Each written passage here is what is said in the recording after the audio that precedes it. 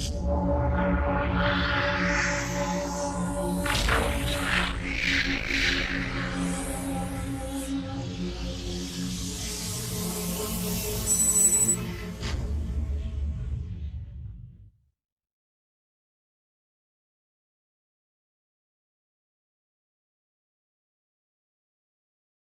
Xavier Albert from François, Robert Kennedy. Et j'ai ici aussi Mary Holland, qui est professeure en Human Rights Attorney, et qui sera avec nous. Well, thanks a lot for making yourself available so rapidly. I actually was very impressed with the speech that you gave yesterday, and decided to actually make a paper in François, who is in online media with an historic brand name, to speak about the message that you have. Probably my first question to you is, what is going on according to you in this world? Well, you know, I think there are people out there who believe that, suggest that the entire pandemic was planned, that the virus itself was genetically engineered, that it was either accidentally released or a planned release, that it was weaponized somehow. And the truth is, I don't think anybody knows the answers to those questions. But this is a crisis, and every crisis becomes an opportunity of convenience for authoritarian elements. And this one in particular has become an opportunity of convenience. In the same way that 9/11 was, you know, every major trauma is used by elites, whether it's military or intelligence apparatuses, or whether it's telecom companies, or in this case, I think you look at, you know, you ask the question, cui bono, who's benefiting? Well, the people who are benefiting most are, of course, the Silicon Valley billionaires who now control communications among the human race, whether it's Amazon with Jeffrey Bezos, or Zuckerberg, or Bill Gates. And they're the ones who are continuing to make billions and billions, while the middle class globally is obliterated. All social programs are bankrupted. And, you know, this transition to really an oligarchical and plutocratic society also requires a tremendous amount of social control. And it's worrying that 5G installation is occurring at the same time, which will give them the capacity, an unprecedented capacity for surveillance and control of human behavior, as well as an ability to harvest our data and turn us into consuming machines. Well, I think that's what's happening. It doesn't matter whether it was planned or not. What's happening is it's being utilized to maximum effect to impose obedience and social control on humanity. And well, thanks a lot for that. And now turning, you've just spoken about who would benefit from that. Now turning to the media, you just had a big crowd in Berlin yesterday. You delivered a pretty amazing speech that touches a lot of people, and a lot of people, human rights and health.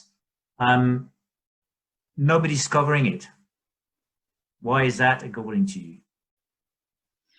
Well, not only are they not covering it, but, you know, I said in the beginning that what would happen was that they would pretend that all those people weren't there. You know, that they would report that 3,000 or 5,000 people were there and that it was all Nazis. And today somebody just sent me, a relative of mine, a brother-in-law who happens to be Jewish, sent me a headline from the Daily Kos, which is a big newspaper in the United States, saying that Robert Kennedy was in Berlin speaking at a demonstration for Nazis and anti-Semites. And he was wondering if what happened to me between the last time he saw me and right now. and so it's really extraordinary how, tight the clampdown is on censorship in the mainstream media, but then, the social media that is benefiting from this quarantine. Bill Gates and Mark Zuckerberg, Facebook and Google. Google today is a vaccine company. It's making vaccines. It has, $750 million deal with Glaxo.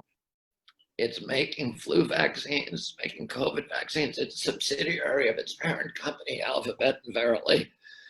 And it's censoring any information that's critical of vaccines or that's critical of government policies. And, it's really, we're living in a world that is quite extraordinary. It's Kafkaesque. It's something that we thought maybe would happen someday because we read George Orwell and Aldous Huxley when we were kids and Kafka, but we never expected it would happen so soon. And, I guess it's time to strap your boots on it and head for the hills if we have to, because they really have a chokehold on everything. On the media is extraordinary. Their ability to punish people, their ability to say without any challenge that I was here to speak to Nazis. And when the biggest stage ornament was a photograph, a huge picture of Mahatma Gandhi, who is not a big Nazi, icon, by the way. The master of ceremonies was a black man from Ghana. There was a Hare Krishna monk on the stage. This was the opposite of Nazism. It was people who love liberal democracy. It was people who love freedom and freedom of speech, and want to make sure that that we continue to enjoy those freedoms. It was people who question authority, which is the opposite of Nazism. Okay, that's good. And now you spoke about vaccine. And about have some form of investments and that'll become vaccine company. Are you worried about the development of these RNA vaccines?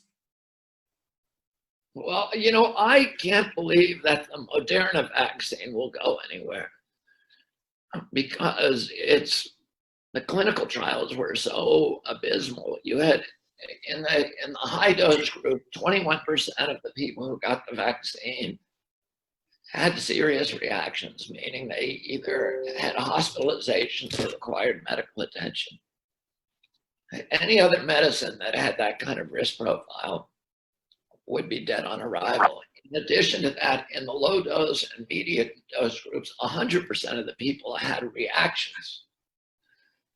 So, they're contemplating giving this vaccine to children, to billions of children around the planet. A child has essentially zero risk from COVID. Why would you give them a medication where there's 100% risk of a reaction, of a bad reaction?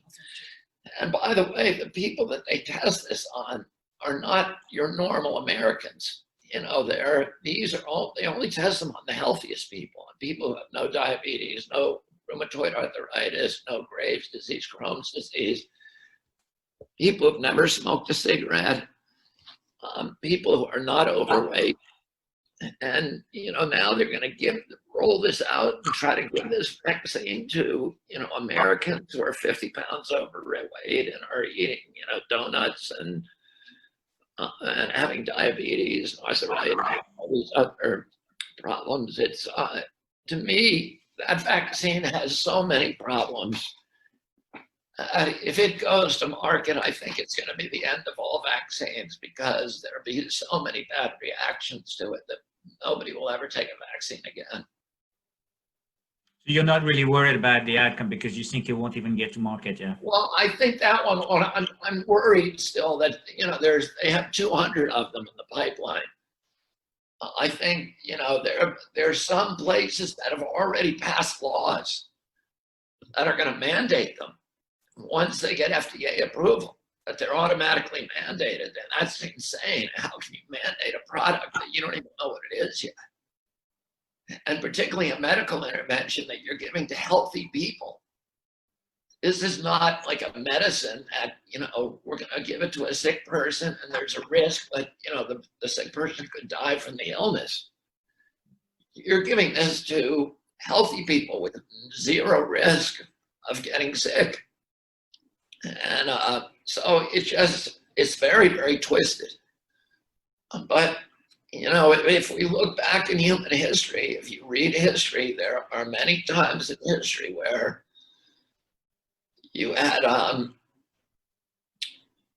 you had this kind of tyranny before. I'm in a country right now where, that was the most enlightened, highly educated people on the planet in 1930. And one of the most democratic countries that ever existed. The best educated people in Europe.